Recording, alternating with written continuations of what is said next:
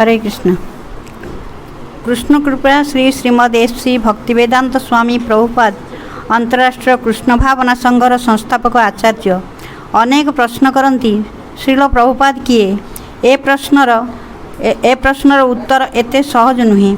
जड़े शुद्ध कृष्ण चेतनार अनन्य भक्त दार्शनिक धर्मदर्शनर गुरु एपरी अनेक समाहार व्याख्या करने संपूर्ण असंभव। जड़े असाधारण शक्तिसंपन्न व्यक्ति जड़े महान शिष्यंकर अनन्य भक्तिर तुलना नहीं। भक्त्या माम अभिजानाति जावान जश्चास्मि तत्त्वतः तत्त्वमां ततो ज्ञात्वा विशते तदनंतरम। केवल भक्ति बल जड़े परम पुरुष भगवानकर स्वरूप बुझीपार एवं एपरी भक्ति द्वारा जेतेबेले से परम पुरुष भगवानकर पूर्ण चेतना लाभ करे सेतेबेले से चित जगत बा भगवान राज्य रे प्रवेश करिपारे। वास्तविक से ही जोगजन्मा पुरुषंकर आध्यात्मिक जोग ज्ञानर समीक्षा करिबा महासमुद्ररू बुंदाए जल संग्रह करने सहित भी समान नुहे। श्रीमद भक्तिवेदांत स्वामी प्रभुपाद 1896 मसीह कलिकता महानगरी रे जन्मग्रहण करथिले। पूर्वाश्रम रे तांकर नाँ थिला अभय चरण दे। सांसारिक जीवनर अनेक घात प्रतिघात सहित संघर्ष करि चलथिला बेले अति आकस्मिक भाव में 1922 मसीह श्री भक्ति सिद्धांत सरस्वती ठाकुरंग सहित तांकर प्रथम साक्षात होइथिला। सेहि दिन ठारू जीवन को वैदिक ज्ञान शिक्षा देवा निमित्त आत्माहुति देवार अपूर्व प्रेरणा से लाभ करथिले। श्रील भक्ति सिद्धांत सरस्वती ठाकुर अभय चरण मध्य एक शुद्ध भगवत भक्त को देखा पाइले भगवत बाणीर एक महाप्रचारक भगवत तत्व संबंधरे नाना उपदेश देई आदेश देइथिले। इंग्राजी भाषा माध्यम पाश्चात्य देश जगत में भागवत धर्मर प्रचार पाई 11 वर्ष अध्ययन करी 1933 मसीह आह्लाबाद ठारे श्री अभयचरण श्रील भक्ति सिद्धांत सरस्वती ठाकुर ठारू दीक्षा ग्रहण करथिले। गुरुदेव आदेश शिरोधार्य करी 1944 मसीह बैक टू गॉड हेड नामक एक इंग्राजी पाक्षिक पत्रिका ताहा कहार साहाय्य न नहीं प्रकाश करने को आरंभ कले।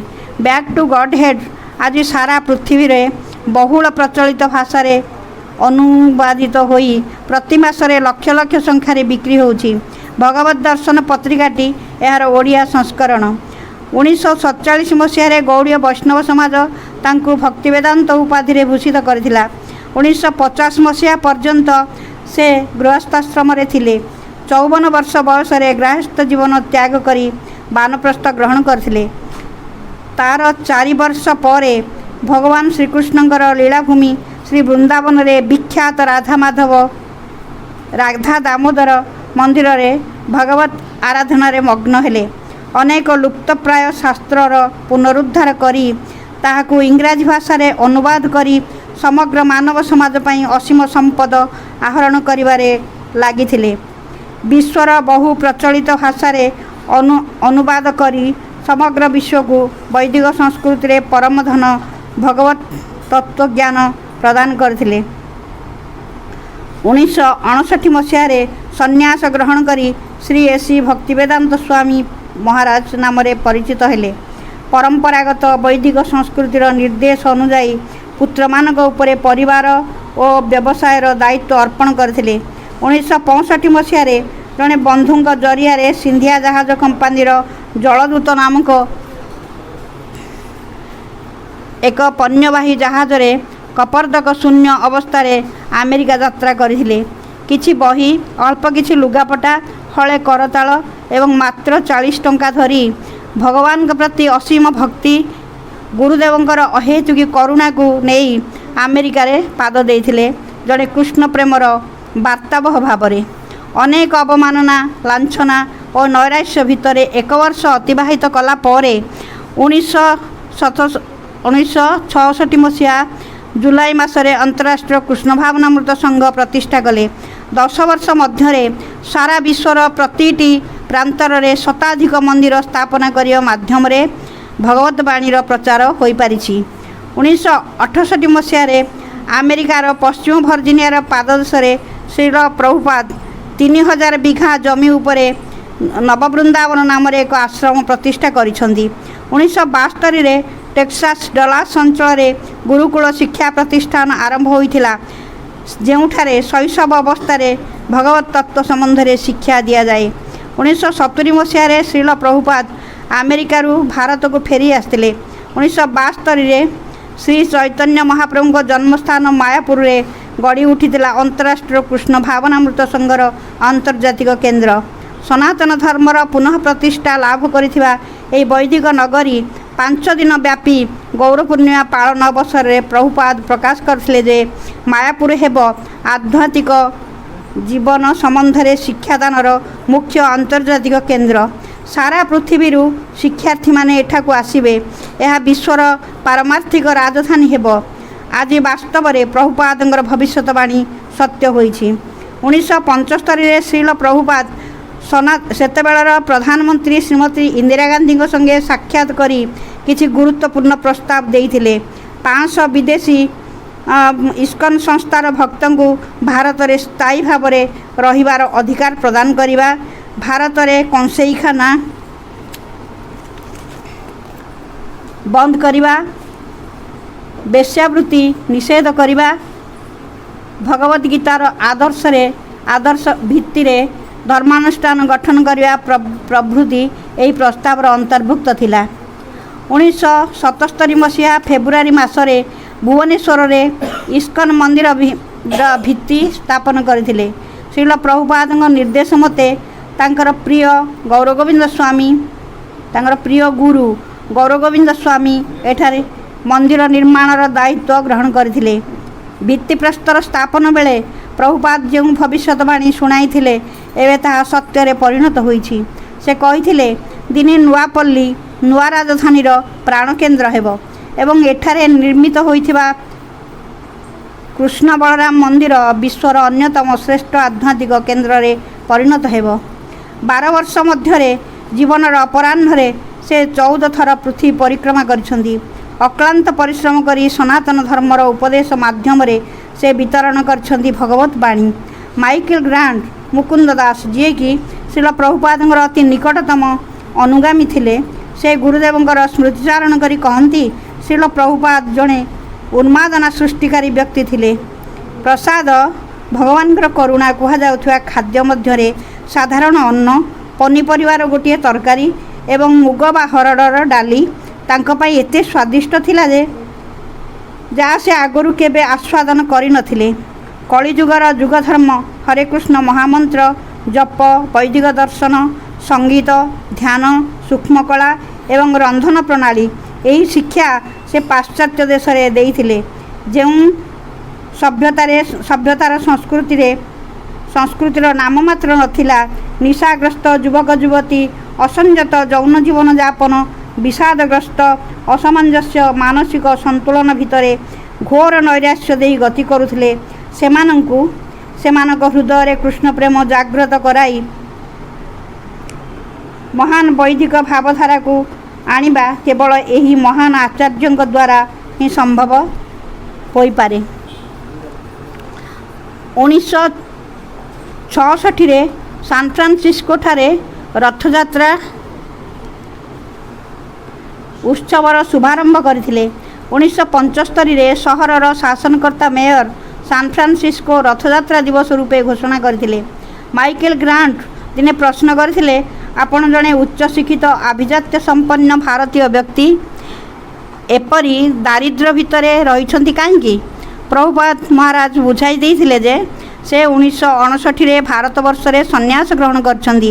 ତେଣୁ ନିଜର ବ୍ୟକ୍ତିଗତ ଆବଶ୍ୟକତା ପାଇଁ ଅର୍ଥ ଉପାର୍ଜନ କରିବା କିମ୍ବା ସଞ୍ଚୟ କରିବା ଜଣେ ସନ୍ନ୍ୟାସୀ ପାଇଁ ମନା। ତାଙ୍କର ବ୍ୟାସପୂଜା ମହାମହୋତ୍ସବରେ ତାଙ୍କ ସ୍ମୃତିଚାରଣ କଲେ ସରିବ ନାହିଁ। ସେ ହେଉଛନ୍ତି ପ୍ରଥମ ଏବଂ ପ୍ରଧାନତମ ବ୍ୟକ୍ତି ଯିଏକି ନିଜର ସମସ୍ତ ଆରାମ ତ୍ୟାଗ କରିଥିଲେ। ସେ କେବଳ ବଦ୍ଧଜୀବମାନଙ୍କୁ ଗୋଲକଧାମକୁ ନେଇଯିବାର ଅଭିଳାଷ ନେଇ ଅନ୍ୟମାନଙ୍କ ପାଇଁ ବଞ୍ଚିଥିଲେ। ସେହି ମହାନ ଗୁରୁ ଆଚାର୍ଯ୍ୟ 1977 ମସିହା ନଭେମ୍ବର 14 ତାରିଖରେ ପବିତ୍ର ବୃନ୍ଦାବନ ଧାମରେ ପ୍ରକଟ ଲୀଳା ସାଙ୍ଗ କରି ନିତ୍ୟ ଲୀଳାରେ ପ୍ରବିଷ୍ଟ ହୋଇଛନ୍ତି। କିନ୍ତୁ ତାଙ୍କର ଅଗଣିତ ପୁସ୍ତକ ଗୁଡ଼ିକ ମଧ୍ୟରେ ସେ ଚିରଦିନ ବଞ୍ଚି ରହିଥିବେ। ଯଥାର୍ଥରେ ସେ ତାଙ୍କର ଅଗଣିତ ଶିଷ୍ୟ ଶିଷ୍ୟା ତଥା ଇସ୍କନ ସହିତ ଜଡ଼ିତ ଥିବା ସମସ୍ତ ଭକ୍ତଗଣଙ୍କ ହୃଦୟରେ ଚିରଦିନ ବଞ୍ଚି ରହିଥିବେ। ହରେ କୃଷ୍ଣ। ଜୟ ଶିଳ ପ୍ରଭୁପାଦଙ୍କର ଜୟ। हरे कृष्ण। समस्त नमो विष्णुपादाय कृष्ण विष्टाय भूतले श्रीमते गौर भक्ति वेदांत स्वामी नामिने नमस्ते सारस्वती देवी गौरवाणी प्रचय निर्विशेष शून्यवादी पाश्चात्य समस्त वैष्णव वैष्णवी गुरु भाई भौणी मानक मोर शतकोटी प्रणाम। आज एक सुअवसर मिली वैष्णवर गुणगान करने को। ये पतित अधम दुराचारी की गुणगान करिब। योग्यता विचारे किछु नाही पाए तुमार करुणा सार करुणा नहले कांदिया कांदिया प्राण न राखिब आर। जय श्री गुरुदेव। 1896 मसीहा सेप्टेम्बर 1 तारिख कलिकता महानगरी पिता गौरमोहन दे माता रजनी देव को आश्रय करी अभयचरण आविर्भाव हेले। पितामाता उभय वैष्णव होइथिबारु अभय पिलादिनु भजन कीर्तन करिबारे सुजोग पाइथिले। पिता चाहूले पुत्र किपरि जड़े शुद्ध वैष्णव हेउ, किंतु माता चाहूले पुओ भल पढ़ी ब्रिटिश अदालत रे जड़े बड़ वकिल हेउ, इंग्लैंड रे जाई पाठ पढ़ू। किंतु जन्म परे कुल विप्र जातक गणना करी कहिले ये पिला भल पढ़िबो। 70 वर्ष बयस बिलात जाई सारा पृथ्वी रे 108टी मंदिर प्रतिष्ठा करिबो। एथिरे पितामाता उभय को आनंद प्रदान करथिला। पिता चाहूले भक्त होबा साधु होबा नहेले मंदिर किपरि करिबो। माता चाहूले इंग्लैंड जीवा पे। अभयंकर स्कूल नाम लेखाला पाठ पढ़ा। 6 वर्ष बयस बापा को विग्रह मागिथिले पूजा करने। कलिकतार जो रोते हरिशन रोड रे सेठारे एक राधाकृष्ण मंदिर थिला। से सेठाकू बापा सहित प्रतिदिन आरती करने जाउथिले। से मंदिर रे मध्य रथयात्रा हुए। तांकू देखिले शुणिले पृथ्वीर सबुठारु बड़ रथयात्रा पुरी रे हुए। गौड़ देशरू अनेक भक्त दर्शन करने जाती। से दिन ठारू पैसा संचय करने को आरंभ कले किपरि पुरी जिवे। किंतु 8 वर्ष बयस से पड़िशा पिला मानू धरी निजे रथ आरंभ कले। पाठपढ़ा चली थाए। अल्प बयस गौरमोहन तांकू जड़े परिचित व्यवसायी परिवार कन्या राधाराणी सहित विवाह करदेले। कॉलेज रे स्नातक उपाधि ग्रहण करने को कुंठाबोध कले। महात्मा गांधी के सहित स्वाधीनता आंदोलन में मध्य जोगदेले। 1922 मसीहा 26 वर्ष बयस तांकर जड़े बंधु साधु दर्शन करने को टाणी नहीं थिले। किंतु तांकर इच्छा नथिला, कारण से कहूथिले ये नाली पिंधा भक्त साधु नुहे। महात्मा गांधी प्रकृति साधु, कारण गांधी छोट लुगा पिंधती, आमिष पान बेड़ी खाती ना, सब बड़े गीता पढ़ती। तेणु सी होती प्रकृत साधु। किंतु जेतेबेले भक्ति सिद्धांत सरस्वती इनको दर्शन कले तत्क्षणात तांकू बसवा कहले एवं कहले तुम्हें 2 जन तेजियान युवक अछ, चैतन्य महाप्रभुर बाणी कृष्ण कथा प्रचार करून कहीं। अभय कहले घरे निया लगी जाइछि, पानी पकेबा लिभेबा ना गिनी धरिकी कीर्तन करवा। आग देश स्वाधीन हेउ पर कृष्ण कथा प्रचार करवा। भक्ति सिद्धांत उत्तर देले देश नीति, राजनीति, समाज नीति, परिवार बंधु चालक नीति ये किछि मानिब नहीं। कृष्ण कथा आग कहारी की अपेक्षा करिब नहीं। यह सुनी अभय स्तंभित हो गले। कहले ये कि साहस, ये साधुर जुक्ति हारीगले। हेले बुझीपारे ये साधु गोलमालिया साधु नुहंती। मने मने गुरु रूपे ग्रहण करने 1950 मसीहा 54 वर्ष बयस गृहत्याग कर पवित्र वृंदावन यात्रा कले। 1965 मसीहा 69 बयस पण्यवाही जहाज अमेरिका यात्रा कले। 35 दिन पर सका 5:30 न्यूयॉर्क पहुँचीगले। 1966 जुलाई मासर अंतर्राष्ट्रीय कृष्ण भावना संघ प्रतिष्ठा कले।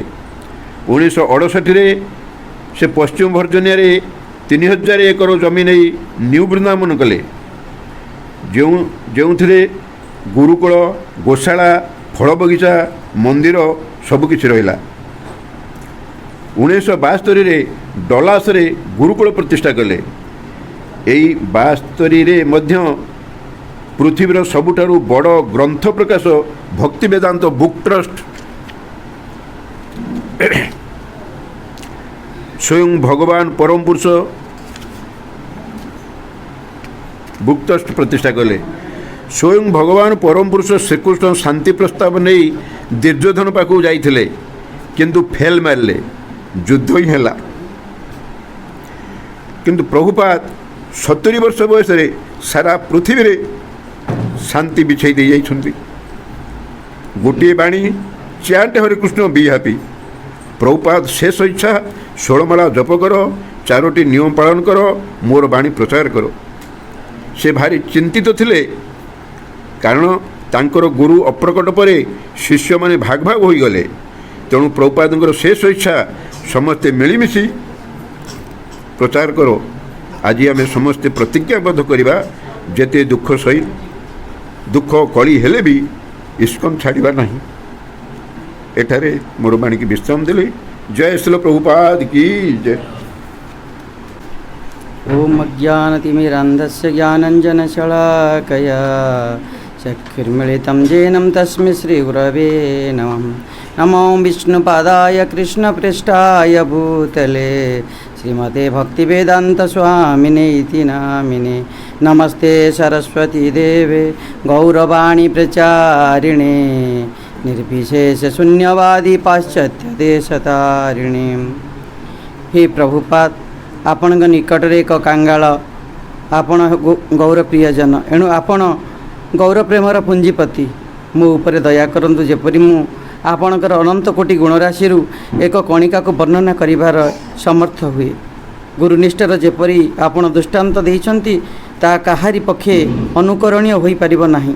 जदि आपण कृपा करंती तेबे महान गुणराशि किछि कहिबारे समर्थ होई पारे।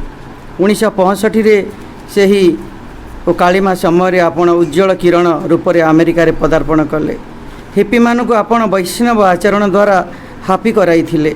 आपण आपणक उत्साह आत्मविश्वास रो अग्नि एभली थिला जहाद्वारा शून्यवाद मायावाद समस्ते भस्म परिणत होइथिले। आपणकर नाम प्रति एते प्रगाढ़ विश्वास थिला जहाँफल स्वरूप आज प्रति ग्राम प्रति सहर अंचल बासींक मुखरे हरे कृष्ण शुणा मिलूँ। आपण से महापुरुष जार प्रतिष्ठार समग्र गुरु परंपरा एवं स्वयं श्री चैतन्य एवं नित्यानंद महाप्रभु चाहि रही। अंधार गृह प्रदीप परी आपण यही कलिहत बद्ध जीव मानकर दृष्टिशक्ति आपण बिना सहायता कहीं मध्य कृष्ण देखा समर्थ नुहंती। केते विनयता और विनम्रता सह आपणकर यही तुच्छ म्लेच्छ पापी को शुद्ध भक्त परिणत कराइछन्ति। जदि केही एहाकू अविश्वास करने को चाहिए तेबे ताहा पक्षे यह असंभव लगिपारे, किंतु आपण ही असंभव को संभव करिबारे समर्थ। एकदा एक जादूगर किछि भक्तों आगरे एक सेउ निज हाथ में प्रकट करी आपण को आह्वान पूर्वक कहला कि यह कौन आपण यह करिपारिबे। आपण सांगे सांगे कहले, ओ सेउ मु याठारु बड़ जादूकर जाने। आपण गोटे सेउ मते प्रदान कले, किंतु थरे भावन्तु मो पाखरे एबे अनेक मंदिर रे अनेक सेउ प्रसाद रूपे रही। मु एठारे रही मध्य आपण को लक्ष लक्ष सेउ दे पारिबी। महाप्रभुंकर शिक्षाक्रम रे तरोरीप सहिष्णुना रो आपण ज्वलंत उदाहरण। 1975 मसीह आपण केनिया और साउथ आफ्रिका प्रथम थर पई जाउथिले एवं समान प्लेन रे ସାଉଥ ଆଫ୍ରିକାର ଫୁଟବଲ ଖେଳାଳି ମଧ୍ୟ ଯାଉଥିଲେ। ସେମାନେ ପ୍ଲେନ୍ ଭିତରେ ଧୂମ୍ରପାନ କରୁଥିବାରୁ ଦେଖି ଆପଣ ସେକ୍ରେଟାରୀ ତାଙ୍କୁ ତାହା ନ କହିବା ପାଇଁ ମନା କରିଥିଲେ। ପରେ ସେମାନେ ଧୂମ୍ରପାନ ଛାଡ଼ି ନିଶାଦ୍ରବ୍ୟ ପାନ କରିବାକୁ ଲାଗିବାରୁ ଆପଣ ସେକ୍ରେଟାରୀ ଉତ୍ତେଜିତ ହୋଇଥିଲେ ଏବଂ ତାଙ୍କୁ କହିବାକୁ ଯିବା ସମୟରେ ଆପଣ ତାକୁ ଲୋକି ପଚାରିଥିଲେ, ଯଦି ଆମେ ସହି ନପାରିବା ତେବେ ତାଙ୍କର ଆମ ମଧ୍ୟରେ ପାର୍ଥକ୍ୟ କ'ଣ? ଏଥିରୁ ଆପଣ ଆମକୁ ଆଚାର୍ଯ୍ୟ ରୂପେ ଶିଖାଉଛନ୍ତି କିପରି ଜଣେ ବୈଷ୍ଣବ ତରୁ ଭଳି ସହିଷ୍ଣୁ ହୋଇପାରିବ। ହେ ଶିଲ ପ୍ରଭୁପାଦ, ଆମମାନଙ୍କ ପରି ମୂଢ଼ମାନଙ୍କ ପାଇଁ ଆପଣ କେତେ ସରଳ ବୋଧଗମ୍ୟ ରୂପେ ଗୀତା ଭାଗବତ ଚୈତନ୍ୟ ଚରିତାମୃତକୁ ବର୍ଣ୍ଣନା କରିଛନ୍ତି, ଏହା ଅଦ୍ୱିତୀୟ ଅଟେ। ହେ ପ୍ରଭୁପାଦ, ମୋର ଏକାନ୍ତ ଆଶ୍ରୟ ଆପଣ, ଏଣୁ କୃପାପୂର୍ବକ ମୋ ପରି ଅଧମ ଅପରାଧୀକୁ ଶୋଧନ କରନ୍ତୁ। ଆଜି ଆପଣଙ୍କର ପବିତ୍ର 125ତମ ବ୍ୟାସ ପୂଜାର ଶୁ ଅବସରରେ ଆପଣଙ୍କ ନିକଟରେ ଏତିକି ବିନମ୍ର ପ୍ରାର୍ଥନା ଭକ୍ତି ଅର୍ଘ୍ୟ ଅର୍ପଣ କରୁଛି। ଆପଣଙ୍କର ପାଳିତ କୁକୁର ପ୍ରୀତିବର୍ଦ୍ଧନ ଦାସ। हरे कृष्ण। ओम अज्ञानतिमिरन्धस्य ज्ञानञ्जनं शलाकया चक्षुरुन्मीलितं येन तस्मै श्रीगुरवे नमः। नमो विष्णुपदाय कृष्णपृष्ठाय भूतले श्रीमते भक्तिवेदान्त स्वामिनेति नामिने। नमस्ते सरस्वती देवं गौरवाणी प्रचारिणे निर्विशेष शून्यवादी पाश्चात्य देशतारिणे। हे परम पूज्य परमाराध्य परायण आचार्य शिल प्रभुपाद, आज ही 125तम पवित्र व्यास पूजा शुभ अवसर में आपणक चरण कमल शतकोटी प्रणाम जनाऊँगी। आपणक महनीय गुण को कीर्तन करवा मो भली विषय जीवर कौन योग्यता नहीं, तथापि आपणकर कृपा को पाथेय करी किछि प्रयास करुछि। श्रील प्रभुपाद महाराज 1896 मसीहा सेप्टेम्बर मास 1 तारिख दिन कलिकता महानगरी रे जन्मग्रहण करथिले। जन्म समय ही तांकर महानता परिदृष्ट होइथिला। तुलसी दुई पत्रु बासिया परी तांकर समस्त कार्यकलाप बारी होई पड़ुथिला। तांकर पिलादिनर नाम थिला अभयचरण दे। पिलादिन सिले प्रभुपादंकर जड़े मामू प्रभुपादंकर पिता गौरमोहन दे को कहले अभय को बारिस्टर पढ़ाई लंडन पठाइबा। किंतु गौरमोहन दे एथिरे असम्मति प्रकाश करी कहले तांको पुओ जदि सेठाकु जाए ताहाले से मांसाशी मद्यप और स्त्री आसक्त लोकमानक द्वारा प्रभावित हेबो। किंतु 70 वर्ष बयस से प्रकृत लंडन आसिले मात्र से मानक द्वारा प्रभावित न होई सेमानक प्रभावित करथिले। वास्तविक शिल प्रभुपाद जदि धरापृष्ठ को आसी न थांदे तेबे आम परी कोटि कोटि बद्धजीवंकर दशा जे कौन होइथांदा ता सहजरे अनुमेय। त्रिताप दुखरे जर्जरित जीव मान को उद्धार करने गुरुदेव शिल भक्तिसिद्धान्त सरस्वती ठाकुर आदेश को निज जीवन और प्राण भाव ग्रहण करी 70 वर्ष बयस पाश्चात्य देश मानकर भयंकर परिवेश कृष्ण चेतनार वाणी को प्रचार करी एक आध्यात्मिक विप्लव सृष्टि करिसेंति। जार फलस्वरूप आज अगणित बद्धजीव माने जीवनर मूल लक्ष्य को हृदयंगम करी एथिरे सामिल हो पारिसेंति एवं मनीष जीवन को सफल करिसेंति। यह केवल संभव होइछि आपणक दिव्य प्रयास जोगु। त्रिताप जर्जरित मानव प्रभुपादଙ୍କ द्वारा निर्मित गोटे छात तले समग्र पृथ्वीर लोक मैंने एकत्रित हो आश्रय नेबार सुजोग देइछंति। वास्तविक आपण आधुनिक जुगर परशमणि तुल्य। यह नहले आम भली असंख्य पतित जीव मानू ए भवसागर उद्धार करी एक भक्तिमय जीवनर आलोक किए दे पारिथांता। मनीष जीवनर लक्ष्य कौन, जीवर भगवान सहित संबंध कौन, ताहा आज आपण कृपा जोगु आम बुझिबार सक्षम हो पारिछु। आपण एकदा कहिथिले समस्ते शांति चाहती किंतु शांतिर प्रकृत मार्ग को कहीं ग्रहण करूनाहांती। यह ही आम्भमानकर व्याधि। कृष्ण चेतना आंदोलन समस्त हृदय थिबा कृष्ण चेतना को जागृत करने उद्दिष्ट, जहाँकि अत्यंत भौतिकवादी जीवन काटुवा पाश्चात्य देशर लोक मैंने यह ग्रहण करी त्यागपूर्ण भक्तिमय जीवनर पथर पथिक हो पारिछंती। 1930 दशक प्रभुपादंकर आध्यात्मिक गुरु शिल भक्तिसिद्धान्त सरस्वती ठाकुर यूरोप रे कृष्ण चेतना प्रचारित होगापी अत्यंत अभिज्ञ ସନ୍ନ୍ୟାସୀମାନଙ୍କୁ ଲଣ୍ଡନ ପଠାଇଥିଲେ, କିନ୍ତୁ ସେମାନେ ବିଶେଷ କିଛି କରି ନ ପାରି ଫେରିଆସିଥିଲେ। ମ୍ଲେଚ୍ଛମାନଙ୍କୁ କୃଷ୍ଣ ଚେତନା ଶିକ୍ଷା ଦେବା ସମ୍ଭବ ନୁହେଁ ବୋଲି ସେମାନେ ମତ ଦେଇଥିଲେ। କିନ୍ତୁ ଶ୍ରୀଲ ପ୍ରଭୁପାଦ ସ୍ୱାଇ ଗୁରୁଙ୍କର ଆଦେଶକୁ ଶିରୋଧାର୍ଯ୍ୟ ମନେକରି ୟୁରୋପ ଯାଇଥିଲେ ଏବଂ ଫଳସ୍ୱରୂପ ସେହି ମ୍ଲେଚ୍ଛମାନଙ୍କୁ ହିପିରୁ ହାପିରେ ପରିଣତ କରିଥିଲେ। ଇତିହାସ ପାଠ କଲେ ଦେଖାଯାଏ ବିଦେଶୀମାନେ ଭାରତରୁ ପ୍ରଚୁର ଧନ ସମ୍ପତ୍ତି ନିଜ ଦେଶକୁ ବୋହି ନେଇଥିଲେ, କିନ୍ତୁ ପ୍ରଭୁପାଦ ସେମାନଙ୍କୁ ଏପରି କି ମନ୍ତ୍ର ଦେଲେ ଯେ ସେମାନେ ତାଙ୍କ ଦେଶରୁ ସମସ୍ତ ସମ୍ପତ୍ତି ଆଣି ଭାରତରେ ଭଗବାନଙ୍କ ସେବାରେ ଲଗାଉଛନ୍ତି। ଏହି କ୍ରମରେ ଆପଣ ଶିଷ୍ୟ ଓ ଆଧ୍ୟାତ୍ମିକ ଗୁରୁ ମଧ୍ୟରେ ଏକ ଆଦର୍ଶ ସମ୍ପର୍କର ପରାକାଷ୍ଠ ଦେଖାଇ ଯାଇଛନ୍ତି। ମାତ୍ର 12 ବର୍ଷ ମଧ୍ୟରେ ସେ ପୃଥିବୀର 108ଟି ମନ୍ଦିର ସ୍ଥାପନ କରି ଚୈତନ୍ୟ ମହାପ୍ରଭୁଙ୍କର ଭବିଷ୍ୟତବାଣୀକୁ ସାକାର କରିଛନ୍ତି। ପୃଥିବୀତେ আছে ଯେତେ ନଗରାଦି ଗ୍ରାମ, ସର୍ବତ୍ର ପ୍ରଚାର ହୋଇବେ ମୋର ନାମ। 1966 ମସିହା ଜୁଲାଇ ମାସରେ ସେ କୃଷ୍ଣ ଭାବନାମୃତ ସଂଘ ସଂକ୍ଷେପରେ ଇସ୍କନ ସଂସ୍ଥାଟି ପ୍ରତିଷ୍ଠା କରିଥିଲେ। ସେତେବେଳେ ସେ କେତେକ ଭକ୍ତ ଏହାର ନାମ କୃଷ୍ଣ କନସିୟସନେସ୍ ନ ରଖି ଈଶ୍ୱର କନସିୟସନେସ୍ ଦେବା ପାଇଁ କହିଥିଲେ, ଯାହାକି ସମସ୍ତ ଧର୍ମାବଲମ୍ବୀ ଲୋକମାନେ ଏହାକୁ ସହଜରେ ଗ୍ରହଣ କରିନେବେ। ମାତ୍ର କୃଷ୍ଣ ଯେ ଅବତାରୀ ଏବଂ ଏ ଜଗତର ସର୍ବକାରଣର କାରଣ ଏହା ପ୍ରତିପାଦନ କରିବା ପାଇଁ ପ୍ରଭୁପାଦ ଏହାର ନାମ ପରିବର୍ତ୍ତନ କରିନଥିଲେ। ଇସ୍କନ କିପରି ତାଙ୍କ ପରେ ଦୀର୍ଘ ବର୍ଷ ଧରି ଚାଲିପାରିବ ତାଙ୍କର ଦୂରଦୃଷ୍ଟି ବଳରେ ଏକ ଗଭର୍ଣ୍ଣିଂ ବଡି ସଂକ୍ଷେପରେ ଜିବିସି ଗଢ଼ିଥିଲେ, ଯାହା ମାଧ୍ୟମରେ ଇସ୍କନ ଆଜି ଏବଂ ଭବିଷ୍ୟତରେ ଏକ ଦୃଢ଼ ଏବଂ ଶୃଙ୍ଖଳିତ କୃଷ୍ଣ ପ୍ରଚାର ସଂସ୍ଥା ରୂପେ କାର୍ଯ୍ୟ କରି ଚାଲିଛି। ଆସନ୍ତା 10,000 ବର୍ଷ ପର୍ଯ୍ୟନ୍ତ ଏହା ନିର୍ବିଘ୍ନରେ ଚାଲିପାରିବ ବୋଲି ପ୍ରଭୁପାଦ ଭବିଷ୍ୟବାଣୀ କରିଛନ୍ତି। ବୈଦିକ ସଂସ୍କୃତିର ପୁନରୁଦ୍ଧାର ପାଇଁ ପ୍ରଭୁପାଦ କୃଷି ଓ ଗୋପାଳନ ଉପରେ ଗୁରୁତ୍ୱ ଦେଇଛନ୍ତି, ଯାହାଫଳରେ ନବବୃନ୍ଦାବନ ପରି ଅନେକ ସଂସ୍ଥା ଗଢ଼ି ଉଠିଛି। ଘରେ ଘରେ ଗ୍ରାମେ ଗ୍ରାମେ ସେ ଭଗବତ ଟୁଙ୍ଗୀମାନ ସ୍ଥାପନ କରି ତାହା ନିୟମିତ ଭାବେ ପାଠ କରିବା ପାଇଁ ବ୍ୟବସ୍ଥା କରିଛନ୍ତି।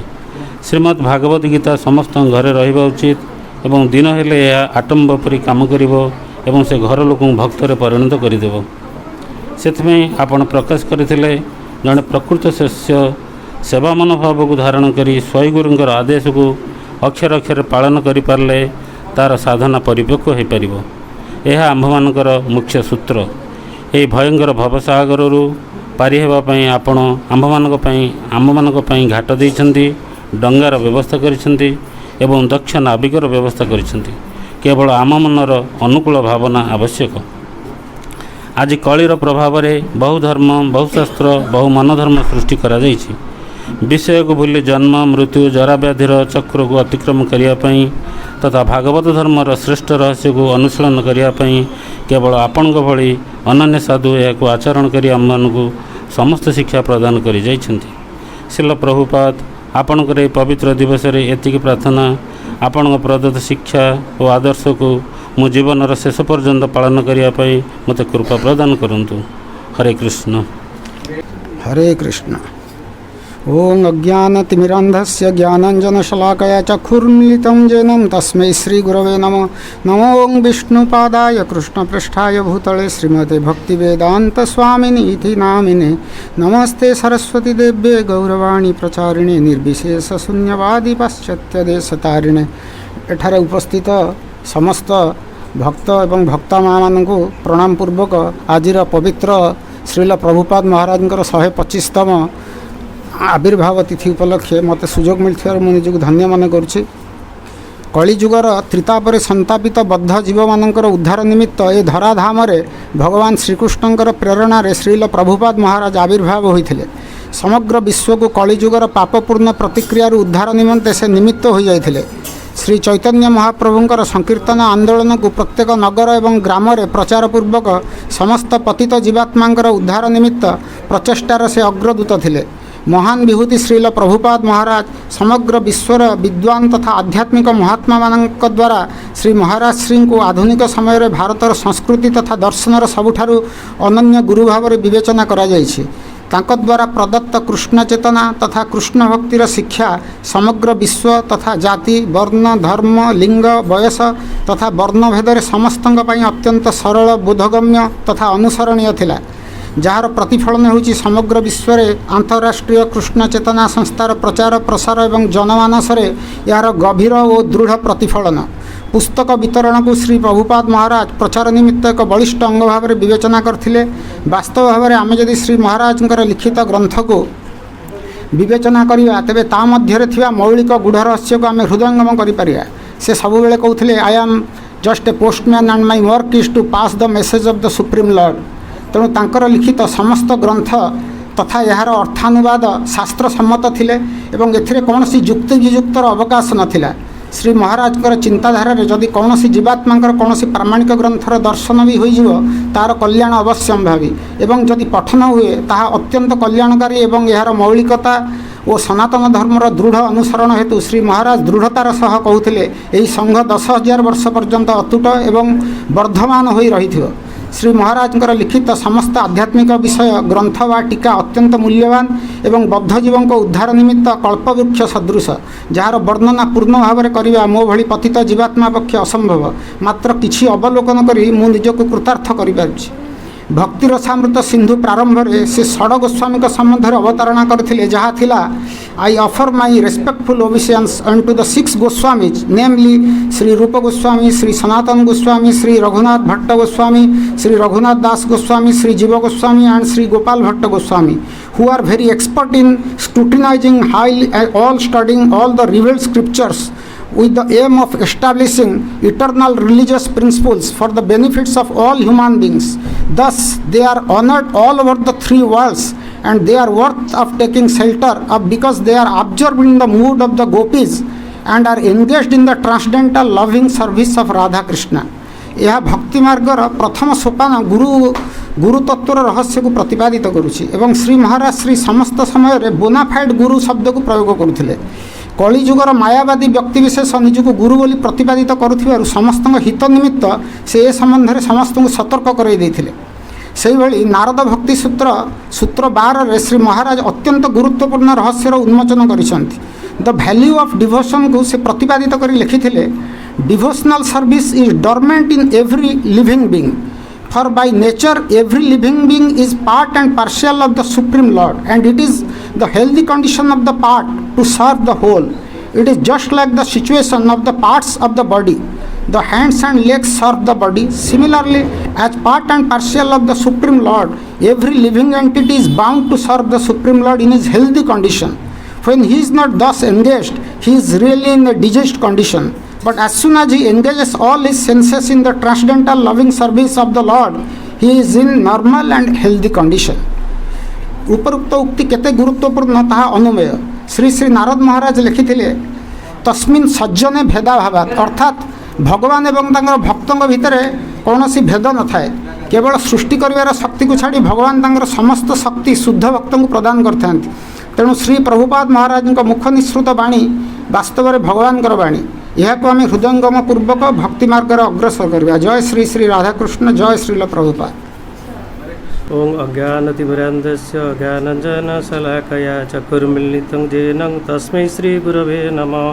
नमो ओं विष्णुपादाय कृष्णप्रेष्ठाय भूतले श्रीमते भक्तिवेदांत स्वामिनीति नामिने। नमस्ते सरस्वती देवी गौरवाणी प्रचारिणे निर्विशेष शून्यवादी पाश्चात्यस्तारिणे। हे परमाराध्य प्रातस्मरणीय परम वंदनीय परम पूज्य वैष्णव शिरोमणि जगद्गुरु श्रील अभयचरणाबिंद भक्तिवेदांत स्वामी श्री प्रभुपाद महाराज आज आपणकर यही 125तम शुभ आविर्भाव तिथि व्यासपूजा महोत्सव में आपणक कोमल पादपद्म जुगल ये अधम पतितर शतकोटि भूमिष्ठ प्रणाम। आपणक परि महान वैष्णवकर गुणकीर्तन करने कौन योग्यता मोर नहीं, तथापि आपणकर चरण कमल कृपा भिक्षा करी किछि गुणकीर्तन प्रयास करुछि।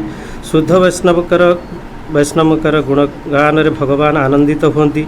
विशेषकर आम परी कलहित होइथिबा जीवमानकर एकमात्र मुक्तिर पथ प्रभुपाद राधाराणी और श्रीकृष्णकर अंतरंग पार्षद रूप में आसी आध्यात्मिक सर्वश्रेष्ठ रहस्य को उन्मोचन और प्रतिपादन कर स्व आचरण माध्यम शिक्षा दे आधुनिक समाज रे भक्ति को नूतन संज्ञा और वास्तवतार रूप देइछन्ति। गृहस्थ मान को साधु गुरु को संगलाभ और भगवान सेवार नियुक्ति होगापी मंदिर उत्सव सबूर व्यवस्था करिसेंति। गुरु वैष्णव मानकर परम पवित्रमय जीवन पठन वर्णन जीवन भवबंधन छिन्न होई भगवत प्राप्तिर पथ उन्मोचित होता है। प्रभुपाद महाराज 1896 मसीहा सेप्टेम्बर 1 तारिख कलिकतार टोलीगंज ठारे वैष्णव परिवार जन्मग्रहण करथिले। 4 वर्ष बयसर तांकर पिता गौरमोहन सहित श्री राधा गोविंद मंदिर को प्रत्यह जाउथिले और घरे विग्रह पूजा मध्य करुथिले। 1922 मसीह तांका जीवन एक भिन्न मोड़ सृष्टि है। यही वर्ष तांकर आध्यात्मिक गुरु श्रील भक्ति सिद्धांत सरस्वती ठाकुर साक्षात होता। कृष्ण चेतना को पाश्चात्य देश में प्रचार करने को से प्रभुपाद को प्रोत्साहित करते। 1933 मसीह श्री भक्ति सिद्धांत सरस्वती ठारू शिष्यत्व ग्रहण करी समस्त दुख को पछरे पकाई गुरुंकर इच्छा को जीवन व्रत भाव ग्रहण करी विश्ववासी को दिव्य आलोक प्रदान करिसेंती। भगवानकर अप्राकृत गुणबली जपरी अवर्णनीय से भली भगवानकर शुद्ध भक्त मानकर गुणावली आकर्षणीय तथा अवर्णनीय।